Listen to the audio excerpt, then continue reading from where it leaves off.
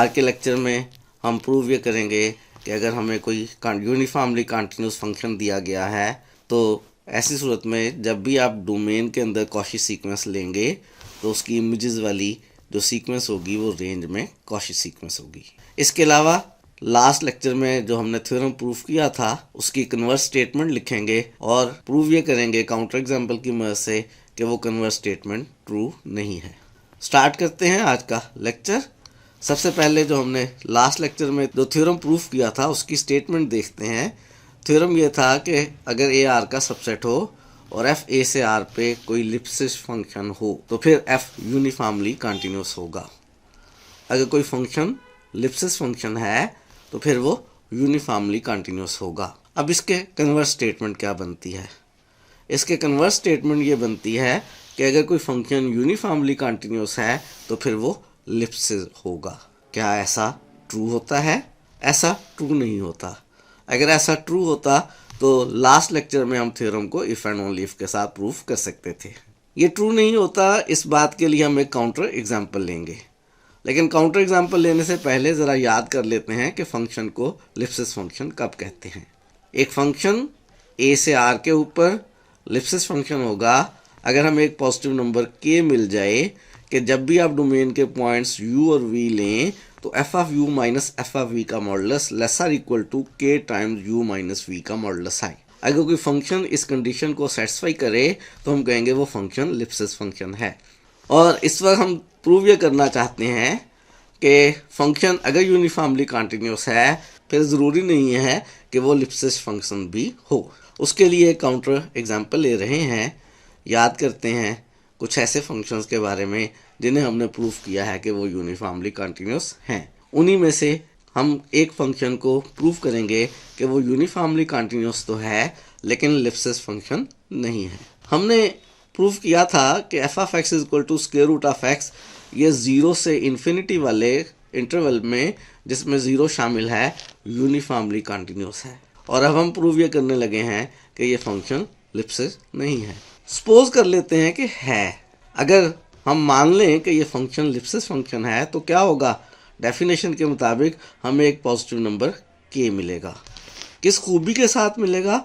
इस खूबी के साथ मिलेगा कि जब भी हम u और v इसकी डोमेन में से लें यानी इंटरवल 0 टू इन्फिनिटी में से लें तो हमारे पास f of u minus f of v का मॉडुलस लेसर इक्वल आ रहा है k times u minus v के मॉडुलस से। हमने मान लिया है कि फंक्शन लिप्सिस है और अब हम लाएंगे कोई कंट्राडिक्शन। अगर हमारे पास किसी ट्रुथ के अगेंस्ट बात आ गई तो इसका मतलब होगा ये जो हमने सपोज किया है कि फंक्शन लिप्सिस है ये गलत सपोज किया है। ये जो लिप्सिस कंडीशन है ये डोमेन के तमाम पॉइंट्स के लिए होल्ड करती है।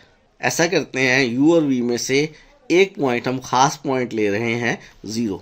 अगर मैं फ़र्ज़ करें v को 0 ले लेता हूँ तो यही लिप्सिस कंडीशन बन जाएगी F of u minus f of 0 का मॉडुलस लेसर इक्वल है k टाइम्स u माइनस 0 के मॉडुलस से। और कितने u के लिए होल्ड करेगी? ये डोमेन के तमाम एलिमेंट्स u के लिए ये कंडीशन होल्ड करेगी। u और v में से हमने v को एक ख़ास नंबर ले लिया है, डोमेन में से हमने v को 0 ले लिया है। इस कंडीशन को थोड़ा सा सिंप्लीफाई करते हैं। एफ ऑफ यू की जगह u का स्क्वायर रूट आ गया, एफ ऑफ 0 की जगह 0 का स्क्वायर रूट 0 आएगा जिसको लिखने की ज़रूरत नहीं है। और राइट साइड पे u माइनस वी का मॉडुलस u का मॉडुलस बन जाएगा तो u के स्क्वायर रूट का modulus lesser equal to k times u modulus है और ये इनइक्वालिटी होल्ड कर रही है डोमेन के तमाम एलिमेंट्स u के लिए। u हमारे पास 0 या 0 से बड़े नंबर हैं तो u का मॉडुलस u ही बन जाएगा। u का स्क्वायर रूट जो है ये भी नेगेटिव नहीं है तो u के स्क्वायर रूट का मॉडुलस भी u का स्क्वायर रूट बन जाएगा। यही इनक्वालिटी हमारे पास बन जाएगी square root of u lesser equal है k टाइम्स u से। और ये उन तमाम u के लिए हैं जो डोमेन में से लिए जाएं। अगर हम ऐसा करें कि u को 0 भी ना लें, 0 के अलावा 0 से इन्फिनिटी के दरमियान कोई नंबर u लें तो ऐसी सूरत में हम u से डिवाइड कर सकते हैं।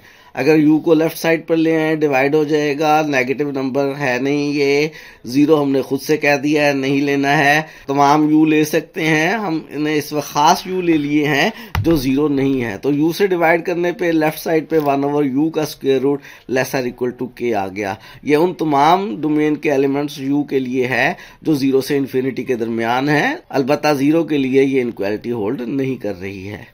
यहीं से हम लाना चाहते हैं कोई कंट्राडिक्शन। u इस डोमेन में से कोई ऐसा खास नंबर चूज करें जिसके लिए ये इनक्वालिटी ट्रू ना हो रही हो। इस तरह के आप बहुत से नंबर्स चूज कर सकते हैं। मैं खास तरह का u ले रहा हूँ 1/k+1 का स्क्वायर। ये ज़ीरो और इन्फिनिटी के दरमियान नंबर है।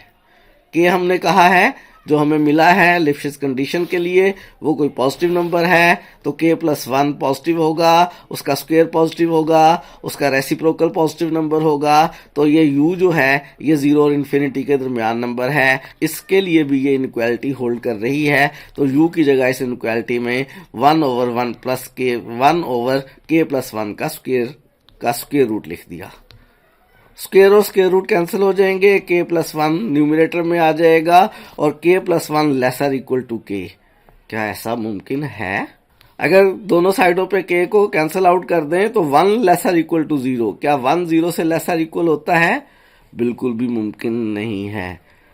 ये बात चूंकि मुमकिन नहीं है और ये इस वक्त क्यों आ गई है, ये इस वजह से आ गई है कि हमने मान लिया था कि फंक्शन जो है वो लिप्सिस फंक्शन है। इसका मतलब है हमारी सपोजिशन गलत सपोजिशन है और ये जो फंक्शन f(x) का स्क्वायर रूट है ये एक लिप्सिस फंक्शन नहीं है।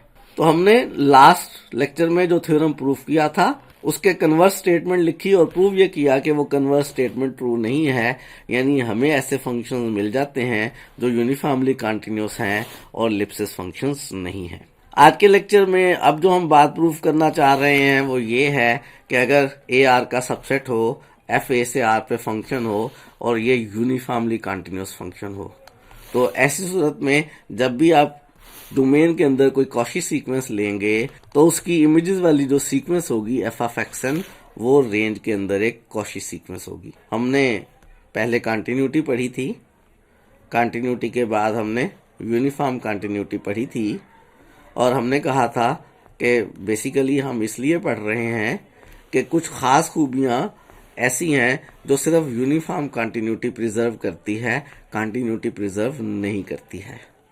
उनमें से एक खूबी इस वक्त हम प्रूफ करने लगे हैं और वो ये है कि अगर कोई फंक्शन यूनिफॉर्मली कंटिन्यूअस हो तो फिर कॉची सीक्वेंस अगर डोमेन में है तो उसकी इमेजेस वाली सीक्वेंस जो है वो रेंज में कॉची होगी। ये कंडीशन सिर्फ और सिर्फ उस वक्त होल्ड करती है जब फंक्शन यूनिफॉर्म कंटिन्यूअस हो। अगर फंक्शन ए से आर पे कंटिन्यूअस हो तो फिर ऐसा नहीं होता, यानी यूनिफॉर्म कंटिन्यूटी जो है वो कॉची सीक्वेंस की इमेजेस को भी कॉची सीक्वेंस में ही चेंज करती है। अगर फंक्शन यूनिफॉर्म कंटिन्यूअस नहीं होगा, से सिर्फ कंटिन्यूअस होगा, तो फिर ज़रूरी नहीं है कि कॉची सीक्वेंस की इमेजेस भी कॉची सीक्वेंस ही बना रही हों। इसके लिए भी एक एग्जाम्पल देखेंगे, लेकिन फिलहाल हम ये बात प्रूफ करने लगे हैं कि अगर फंक्शन यूनिफॉर्मली कंटिन्यूअस है तो जब भी आप डोमेन में कॉची सीक्वेंस लेंगे तो उसके इमेजेस वाली जो सीक्वेंस बनेगी वो कॉची होगी। ज़रा याद कर लेते हैं कि कॉची सीक्वेंस कहते किसको हैं। हम एक सीक्वेंस xn r के अंदर को कॉची कहेंगे अगर हर पॉजिटिव एप्सिलॉन के लिए आपको एक नेचुरल नंबर n0 मिल जाए कि जब भी सीक्वेंस की टर्म्स जिनका नंबर n और m n0 से ग्रेटर और इक्वल हो उनके लिए xn माइनस xm का मॉडुलस जो है वो एप्सिलॉन से लेस आए। ये डेफिनेशन हमने रिवाइज कर ली कॉची सीक्वेंस की। जरा याद कर लेते हैं कि यूनिफॉर्म कंटिन्यूअस फंक्शन किसको कहते हैं। एक फंक्शन को यूनिफॉर्म कंटिन्यूअस कहते हैं कि हर पॉजिटिव एप्सिलॉन के लिए आपको एक पॉजिटिव डेल्टा मिलता हो कि जब भी आप u और v डोमेन में से लें वो वाले जिनके लिए u माइनस v का मॉडुलस डेल्टा से लेस हो तो फिर f(u) माइनस f(v) का मॉडुलस एप्सिलॉन से लेस आता हो। प्रूफ स्टार्ट करते हैं। हमें गिवन ये है कि फंक्शन यूनिफॉर्मली कंटिन्यूअस है और हमें गिवन ये है कि xn जो है वो एक कॉची सीक्वेंस है। पहले फंक्शन के यूनिफॉर्मली कंटिन्यूअस होने का इस्तेमाल करते हैं। हमें प्रूव ये करना है कि जो sequence f of x n है वो कॉशी है। उसके लिए क्या करना होगा? उसके लिए हमें करना ये होगा कि कोई सा पॉजिटिव एप्सिलॉन लेने के बाद हमें एक नेचुरल नंबर एन नॉट ढूंढना होगा। इस तरह का नेचुरल नंबर एन नॉट ढूंढना होगा कि f of x m minus f of x n का जो मॉडुलस है वो लेस आए एप्सिलॉन से उन सारे एम और एन के लिए जो एन नॉट से ग्रेटर और इक्वल है।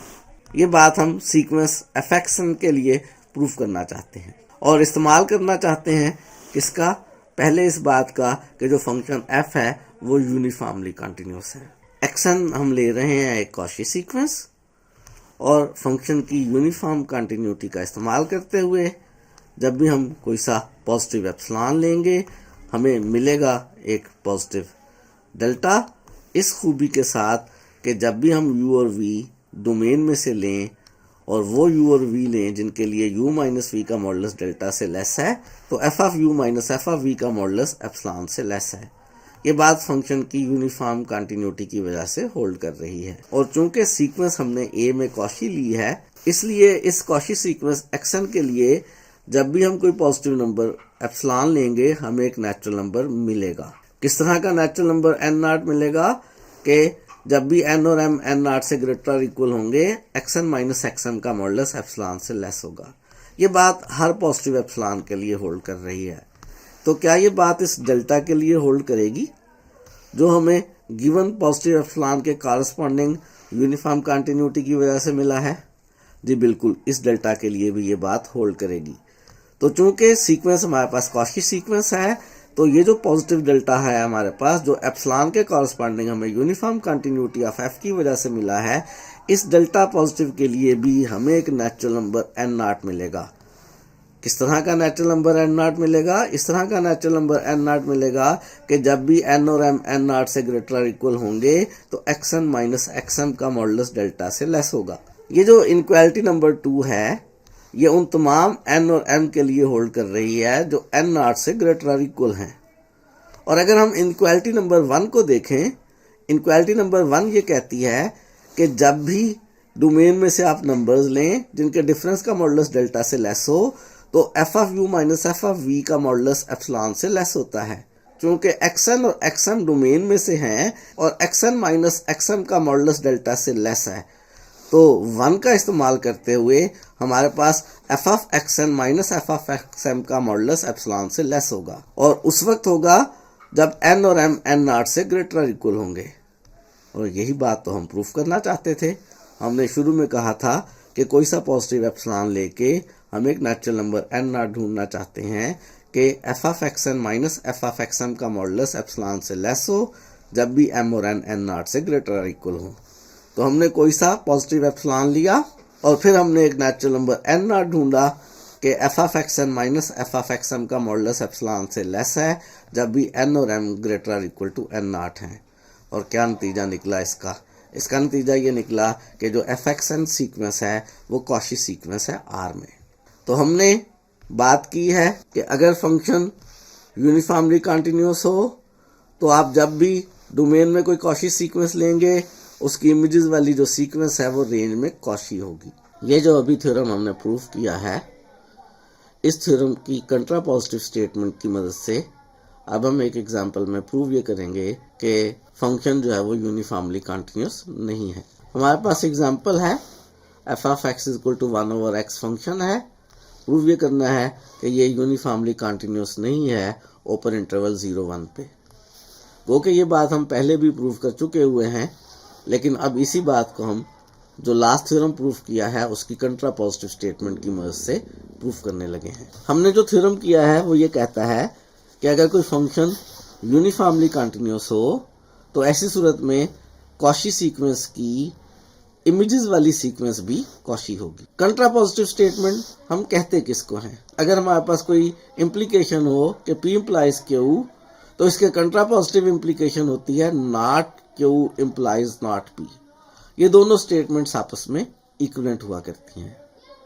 यहाँ पे हम इस थ्योरम की कंट्रापोजिटिव इम्प्लीकेशन जो है वो बनाना चाह रहे हैं। तो उसके लिए थ्योरम के अंदर ये कहा गया है कि यूनिफॉर्मली कंटिन्यूटी से इम्प्लाई होगा कि कॉशी सीक्वेंस है तो इमेजेस वाली सीक्वेंस भी कॉशी है। अब इसके कंट्रापॉजिटिव स्टेटमेंट ये बनेगी कि हम दूसरी स्टेटमेंट को पहले लिखें, उसकी निगेशन लें, और पहली स्टेटमेंट को बाद में लिखें और उसकी निगेशन लें। यूनिफॉर्म कंटिन्यूटी की निगेशन होगी नॉट यूनिफॉर्म कंटिन्यूअस। इसकी निगेशन क्या होगी? ये स्टेटमेंट ये कह रही है कि हर कॉशी सीक्वेंस जब भी आप डोमेन में से लें उसके कॉरस्पॉन्डिंग इमेजेस वाली सीक्वेंस कॉशी होती है। हर कॉशी सीक्वेंस से इमेजेस वाली सीक्वेंस कॉशी होती है। अब इसके कन्वर्स क्या बनेगा? हर कॉशी सीक्वेंस की जगह आएगा हमारे पास देयर एग्जिस्ट एक सीक्वेंस। अगर आपके पास एक सीक्वेंस एक्सन एग्जिस्ट कर जाए जो कॉशी हो, लेकिन एफ ऑफ एक्सन जो है वो कॉशी ना हो, ये इसके कन्वर्स स्टेटमेंट है। और अगर हमने ये कन्वर्स स्टेटमेंट प्रूव कर ली तो इसका नतीजा ये निकलेगा कि फंक्शन यूनिफॉर्मली कंटिन्यूअस नहीं है। हमने ढूंढनी है एक सीक्वेंस एक्सन डोमेन के अंदर जो कॉशी हो, लेकिन उसकी इमेजेस वाली सीक्वेंस कॉशी ना हो। उसके लिए याद कर लेते हैं, हमने पहले प्रूफ किया हुआ है लेक्चर नंबर 46 के अंदर कि अगर आप सीक्वेंस एक्सन 1/n लेते हैं तो ये कॉशी सीक्वेंस है। और एक और बात याद कर लेते हैं कि कॉशी सीक्वेंस हमेशा बाउंडेड सीक्वेंस होती है। बाउंडेड सीक्वेंस यानी जिसकी टर्म्स का मॉडुलस हमेशा किसी एक नंबर से लेसर इक्वल रहता है। हम यहाँ पे एक सीक्वेंस ले रहे हैं डोमेन में एक्सन जो कि 1/n ले रहे हैं हमें मालूम है ये इस डोमेन के अंदर है, हमें मालूम है ये कॉशी सीक्वेंस है। अब इसकी इमेजेस वाली सीक्वेंस बनाते हैं। इसकी इमेजेस वाली जो सीक्वेंस है हमारे पास एफ ऑफ एक्सन वो 1/1/n बनेगी, क्योंकि एफ ऑफ एक्स का फार्मूला 1/x है जो कि हमारे पास n के इक्वल आ गया। क्या ये बाउंडेड सीक्वेंस है? क्या इसकी हर टर्म के मॉडुलस को हम किसी एक नंबर से छोटा कर सकते हैं? नहीं। इसकी टर्म्स जो हैं वो 1 2 3 4 सो ऑन आ रही हैं, इन्फिनिटी तक जा रही हैं। ये एक बाउंडेड सीक्वेंस नहीं है। अगर ये बाउंडेड सीक्वेंस नहीं है तो इसका मतलब है ये कॉशी सीक्वेंस भी नहीं है। और क्या प्रूफ हो गया? प्रूफ ये हो गया कि ये जो function f of x is equal to 1/x है ये यूनिफॉर्मली कंटिन्यूअस फंक्शन नहीं है। हमने थ्योरम प्रूफ किया है कि अगर फंक्शन यूनिफॉर्मली कंटिन्यूअस हो तो हर कॉशी सीक्वेंस की इमेज भी कॉशी सीक्वेंस होगी। और इस थ्योरम के कंट्रापॉजिटिव स्टेटमेंट बनाई है कि अगर आपको एक कॉशी सीक्वेंस मिल जाए डोमेन में जिसकी इमेजेस वाली सीक्वेंस कॉशी ना हो तो फिर फंक्शन यूनिफॉर्मली कंटिन्यूअस नहीं होगा। और हमने f of x is equal to 1/x function को प्रूव ये किया है कि ये यूनिफॉर्मली कंटिन्यूअस नहीं है ऑन 0-1 इंटरवल के ऊपर। इसी बात को आप दूसरे एंगल से भी सोच सकते हैं। अगर हम पुराने तरीके से प्रूव कर चुके हुए हैं कि ये फंक्शन यूनिफॉर्मली कंटिन्यूअस नहीं है तो हमें इस फंक्शन के लिए ऐसी एग्जांपल मिल रही है कि हमारे पास डोमेन में एक सीक्वेंस है जो कॉशी है, लेकिन उसकी इमेजेस वाली सीक्वेंस जो है वो कॉशी नहीं है। अगर फंक्शन यूनिफॉर्मली कंटिन्यूअस हो तो फिर कॉशी सीक्वेंस की इमेजेस वाली सीक्वेंस भी कॉशी होती है।